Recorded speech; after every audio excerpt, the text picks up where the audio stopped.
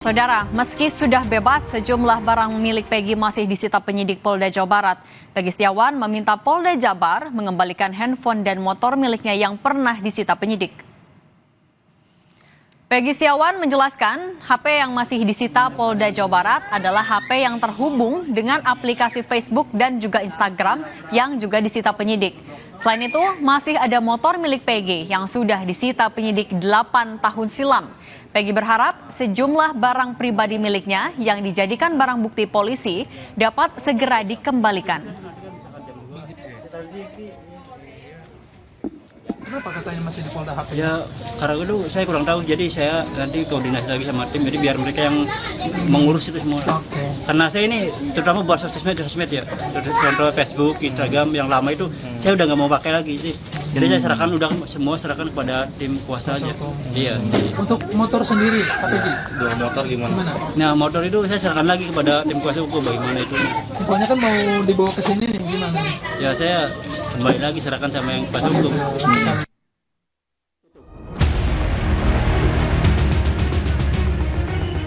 Benar Peggy bebas, tapi bebasnya itu bebas perkara pra-peradilan. Artinya belum bebas dari pokok perkara. Bahwa Peggy Setiawan ini tidak akan bisa ditersangkakan lagi.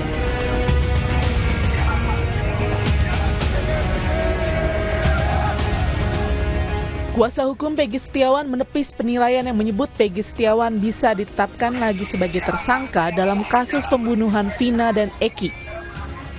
Salah satu kuasa hukum Peggy, Tony RM, bilang Peggy Setiawan tidak bisa ditersangkakan lagi karena dalam putusan pra-peradilan Peggy disebutkan jika ada keputusan penetapan atau tindakan lain yang dilakukan penyidik kepada Peggy Setiawan akan dianggap tidak sah. Tony juga menegaskan Peggy Setiawan sudah mendapatkan surat perintah penghentian penyidikan dari polisi. Peggy Setiawan dalam kasus pembunuhan Vina Eki ini, Peggy Setiawan klien kami ini tidak dapat ditersangkakan lagi karena sudah terkunci di dalam amar putusan nomor 5 tadi. Jadi segala keputusan atau penetapan lebih lanjut ya yang dilakukan oleh termohon ya dalam hal ini penyidik Polda Jawa Barat ini nanti dinyatakan tidak sah. Penasihat hukum Peggy Setiawan telah mendapatkan satu SP3 ya. Jadi penyidikan terhadap pemohon itu dihentikan. Nah, kemudian yang kedua ya, ada surat pencabutan tersangka ya. Sebelumnya, salah satu praktisi hukum Hotman Paris dalam video yang diunggah di akun Instagramnya bilang ada kemungkinan Peggy dijadikan sebagai tersangka kembali. Menurut Hotman, Peggy hanya bebas dari perkara pra-peradilan, bukan pokok perkara kasus pembunuhan Vina dan Eki. Perkara pra-peradilan itu hanya soal teknis prosedural hukum acara.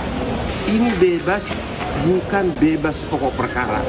Ada kemungkinan ya, bebas hanya sebentar. Habis itu penyidik mulai lagi dengan mengikuti prosedur yang benar. Kemungkinan kedua, bisa-bisa pimpinan Polri mengatakan, ya udah, kasus ini nggak usah dilanjutin, bisa jadi. Pendapat lain soal kasus pembunuhan Vina dan Eki datang dari mantan Menko Polhukam Mahfud MD yang dalam program Rosi menilai proses hukum terhadap kasus pembunuhan Vina dan Eki serampangan. Hal ini terbukti setelah Peggy dinyatakan bebas dalam sidang pra-peradilan. Mahfud menyebut dengan pembebasan Peggy seharusnya bisa membebaskan 7 terpidana kasus Vina lainnya karena pelaku didakwa dengan dakwaan yang sama. Tidak serampangan kan begitu diputus dicari dan orangnya kan itu juga kalau memang sejak awal. Lalu serampangan yang kedua katanya 3. Lalu diumumkan yang 2 itu fiktif, tidak ada gitu. Dan padahal itu putusan pengadilan ada 3 DPO. Dakwaan jaksa yang kemudian dicantumkan di putusan pengadilan di dalam proses persidangan itu disebut. Nah, ini kan serampangan namanya gitu. Sehingga waktu itu saya hanya menyatakan yaitu lebih dari unprofesional, itu kira-kira akan melindungi nama seseorang dan mencari kambing hitam. Mulai dipakai sebagai novum. Tinggal dalil-dalil yang dipakai nanti oleh pengacaranya. Bahwa yang 7 ini harus bebas dong. Ini satu paket dakwaan kok ternyata ini salah kan gitu. Usai Peggy dinyatakan bebas oleh sidang pra-peradilan, kuasa hukum 7 terpidana kasus pembunuhan Vina dan Eki berencana akan mengajukan peninjauan kembali. Saat ini, baru 1 mantan narapidana kasus Vina Sakatatal yang sudah mengajukan peninjauan kembali dugaan salah tangkap ke Pengadilan Negeri Cirebon untuk memulihkan nama baiknya. Tim Liputan, Kompas TV. Lantas pasca Peggy bebas berdasarkan putusan pra-peradilan, apakah benar Peggy bisa menjadi tersangka kembali? Dan bagaimana peluang PK dari 7 terpidana kasus Vina dan Eki usai Peggy bebas? Kita bahas bersama sejumlah narasumber yang sudah bergabung bersama kami. Ada penasihat ahli Kapolri, Pak Arianto Sutadi, dan pengacara 4 terpidana, Bang Oto Hasibuan. Selamat sore, Bang Oto, Pak Arianto. Selamat sore. Selamat sore, Cindy. Selamat sore, Bang Oto. Bang Oto, sore, saya Pak mau Arianto. ke Anda dulu, Bang Oto. Kalau Anda membacanya pasca Peggy bebas, dampak hukumnya kepada para terpidana lain apa, Bang Oto? Ya, saya kira pasti dampaknya itu akan positif untuk terpidana yang lain. Karena begini ya, ini memang sering jadi perdebatan di kalangan para penegak hukum dan ahli hukum. Katakanlah sekarang ini kasusnya ini kan ada 11 orang tadinya sebagai tersangka dan 8 dijadikan terdakwa, 2 dikatakan buron. Nah, yang 2 sudahlah kita udah pernah bicarakan itu katanya kemudian dianggap itu fiktif. Nah, sekarang menyangkut Peggy. Peggy sekarang ini oleh kepolisian tentunya mereka yakini ini adalah Peggy yang dimasukkan yang buron tadinya yang kemudian ditahan. Ternyata oleh pengadilan dinyatakan dia itu dimenangkan dalam pra-peradilan. Dan di dalam pra-peradilan disebutkan bahwa penghentian penyidikan terhadap kasusnya si Peggy ini. Sehingga persoalannya begini. Kalau demikian halnya, ada 8 yang sudah dihukum. 1 ini katanya Peggy. Terlepas ini Peggy yang sebenarnya atau tidak, walaupun oleh pra-peradilan dinyatakan dia itu tidak sah penetapan tersangkanya. Lantas apakah adil kalau betul ada Peggy yang lain itu tidak diapa-apain, tidak diproses, tapi 8 orang ini dinyatakan salah. Ini kan menjadi masalah. Sehingga menurut saya dengan bebasnya Peggy, otomatis yang 8 inilah harus dibebaskan oleh Mahkamah Agung. Oke, artinya bisa memuluskan lagi untuk pengajuan PK 7 terpidana lain ya, Bang Oto? Ya, betul. Karena konstruksi hukum dan konstruksi hukum dakwaan oleh jaksa itu dan konstruksi putusan pengadilan itu menjadi hancur gitu. Karena sebuah konstruksi yang sudah dibangun selama ini dikatakan bahwa 11 oranglah yang melakukan pembunuhan ini, di mana ada 3 ternyata sampai sekarang tidak diadili dan positif oleh polisi dinyatakan 2 orang itu adalah fiktif. Maka menjadi soal bahwa berarti konstruksi hukum yang dibuat oleh dakwaan jaksa maupun oleh pengadilan itu menjadi tidak berdasar. Oke, Nah, baik. ya, Saya mau ke jadi Pak Arianto tidak kalau gitu. disebabkan. Oke, baik Bang Oto. Pak Arianto, kalau Anda melihatnya setelah Peggy bebas, ini akan berpengaruhnya seperti apa nanti ke depannya dalam proses penanganan kasus Vina dan Eki, terutama ke 7 terpidana lain?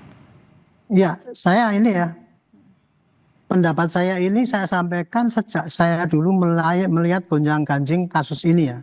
Ini kan kasusnya kan dari dulu ada suatu pengadilan tahun 2016 itu yang sudah memvonis 8 orang terdakwa dan kemudian bahkan sudah inkrah dan kemudian ada 3 DPO dan kemudian dengan adanya film itu tahun 2024 ini kemudian kan polisi merasa masih punya tanggungan PR gitu ya, sehingga dia meneruskan penangkapan kepada 3 DPO dia, 3 DPO yang dulu itu. Tapi 3 DPO itu ketika dicari saksi yang baru lagi untuk meyakinkan yang ada, ternyata hanya ada 1 yang bisa dapat data awal untuk menangkap, sehingga waktu itu kemudian Peggy ditangkap kan gitu.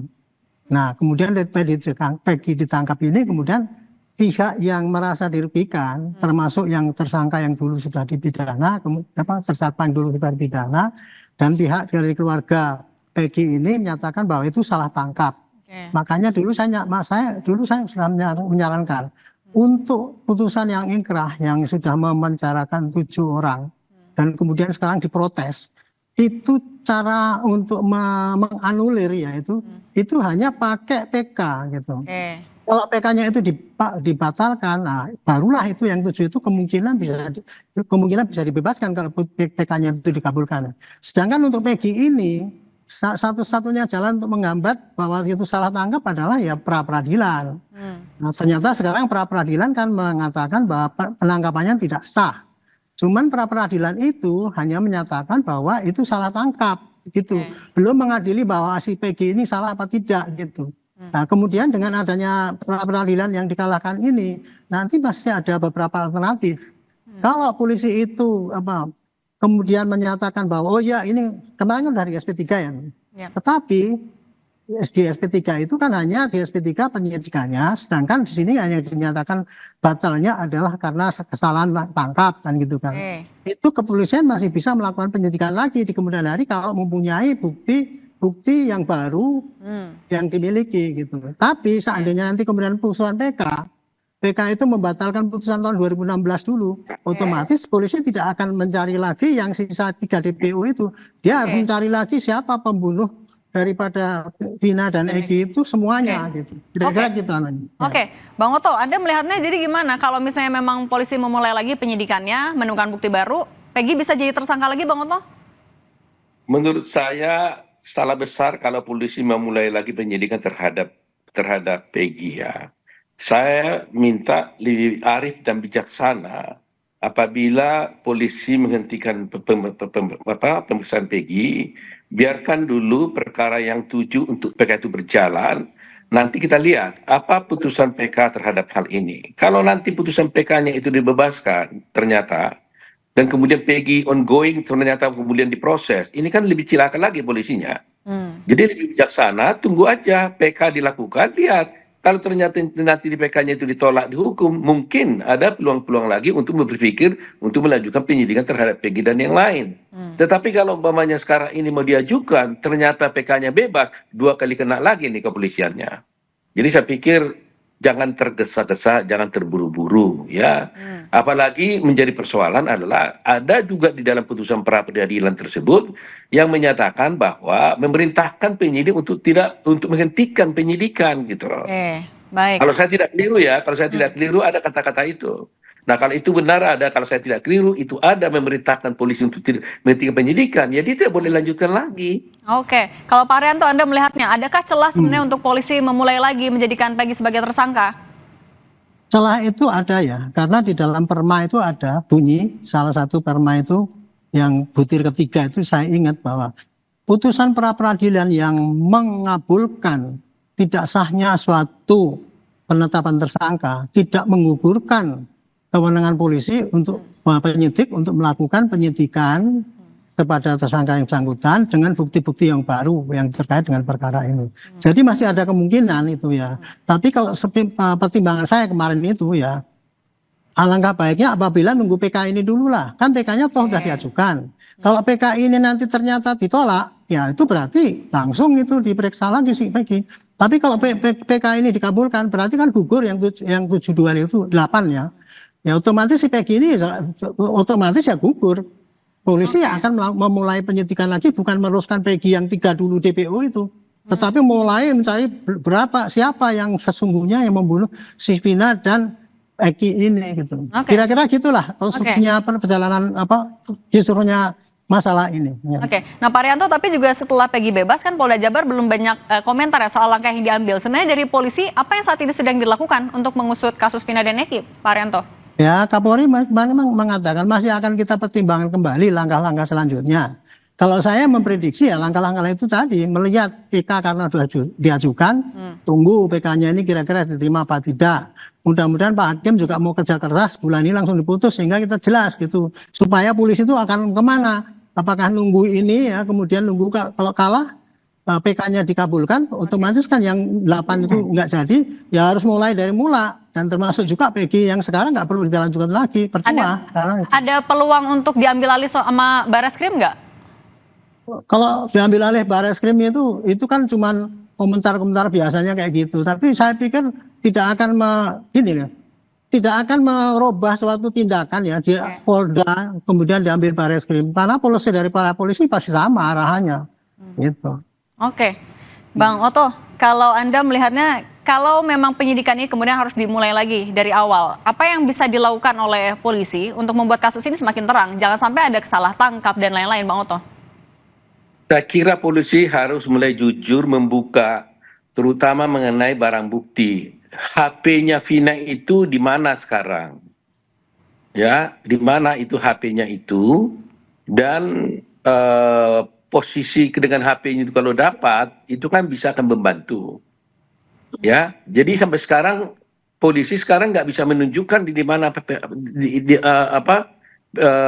HP-nya itu. Oke. Jadi sebaiknya menurut saya polisi mulai menyidik lagi ke belakang nih. HP yang tidak ada, ya kan? Kemudian juga CCTV yang belum dibuka. Nah ini kemana semua? Saya yakin dan percaya itu ada. Oke. Nggak mungkin tidak ada. Saya melihat di dalam berkas-berkas itu, saya mengindikasikan itu ada loh. Nah pertanyaan sekarang, mau nggak polisi membongkar itu dan mengekspos kepada publik barang itu di mana? Supaya polisi ini jangan dicecar terus sama para masyarakat Indonesia. Jujurlah, di mana itu HP? Tunjukkan apa isinya.